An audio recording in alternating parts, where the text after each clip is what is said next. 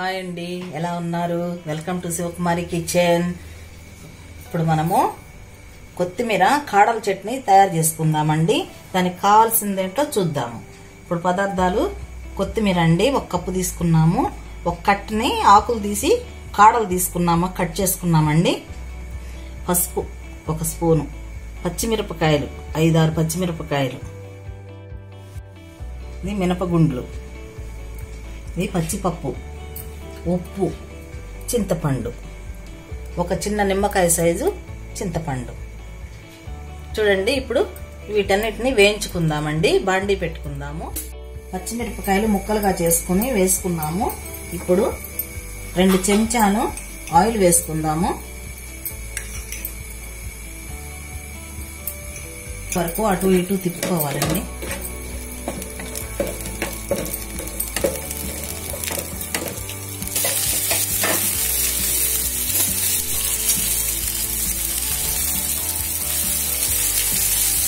చూడండి, ఇది మిరపకాయలు వేగాయి. ఇప్పుడు 1 స్పూను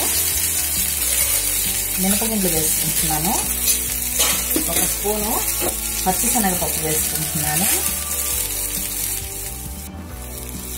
ఇప్పుడు 1 స్పూను జీరా వేసుకున్నాను.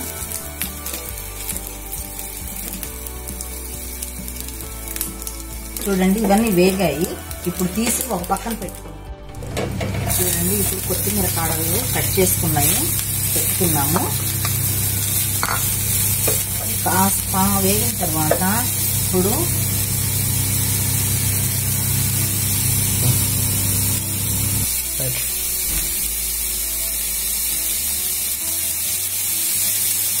చూడండి వేగుతుంది. ఇప్పుడు మనం నానబెట్టుకొని ఉంచుకున్న చింతపండుని వేసుకుంటాము. దీంతో పాటు కొంచెం వాటర్ కూడా వేసుకుందామండి.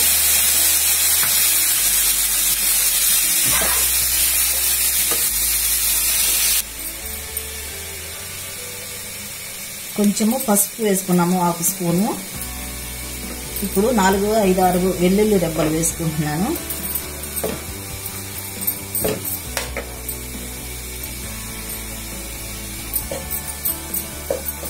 చూసారండి, కొత్తిమీర కాడలు కట్ చేసుకున్న కాడలు, తర్వాత మనము వెల్లుల్లి, చింతపండు, ఉడికాయండి. ఇప్పుడు తీసుకుంటున్నాము. ఆఫ్ చేసుకున్నాము స్టవ్. కొంచెం చల్లారనిచ్చుకుని మనం మిక్సీ వేసుకుందాం. వేయించి పెట్టుకున్నవన్నీ నేను మిక్సీ జార్లో వేసుకుంటున్నాము. చింతపండు, వెల్లుల్లి, కొత్తిమీర కాడలు, పసుపు, మిరపకాయలు,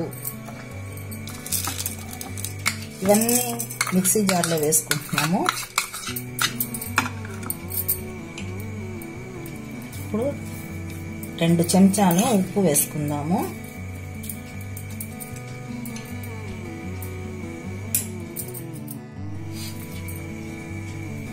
చూడండి, ఇప్పుడు పోపు తయారు చేసుకుందాము.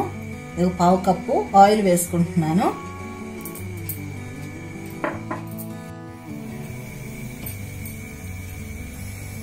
పోపు గింజలు వేసుకుంటున్నాను.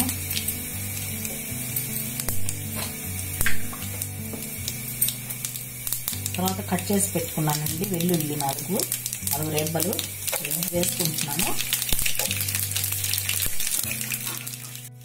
ఇంగు వేసుకుందాము.